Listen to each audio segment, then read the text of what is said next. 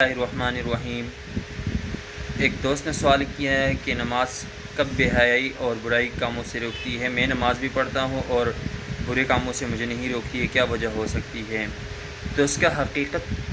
اس بنا پر ہے، مثال یوں سمجھ لیں کہ ایک ڈاکٹر ہے یا حکیم ہے،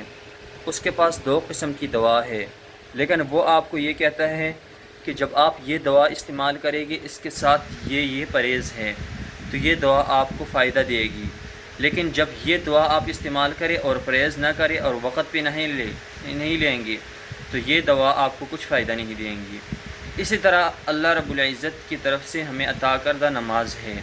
نماز کو اگر ہم نبی علیہ الصلاۃ والسلام کی سنت کے مطابق پڑھیں گے اور اس کے شرائط اور اس کے اندر جو لوازمات ہے، سنت ہے، واجبات ہے، فرائض ہے، تو یہی نماز ہمیں برائی اور فحش کاموں سے روکے گی، کیونکہ اللہ تعالیٰ خود فرماتے ہیں ان الصلاۃ تنہی عن الفحشاء والمنکر، بے شک نماز روکتی ہے بے حیائی اور برے کاموں سے،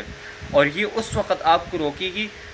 جب آپ کے اندر نماز کے احساسات کا پتہ ہو، نماز کے شرائط اور واجبات اور لوازمات اور سنت کا پتہ ہو۔ جب آپ کو ان چیزوں کا پتہ نہیں ہے اور آپ آ کے کھڑے ہوتے ہیں، اوپر نیچے ہوتے ہیں، تسبیحات پوری نہیں کرتے اور ان کے واجبات فرائض ادا نہیں کرتے، تو یہ نماز آپ کو برے کاموں اور فحش کاموں سے نہیں روک سکتی۔ جس طرح ڈاکٹر کی دوائی اس کے علاج اور اس کے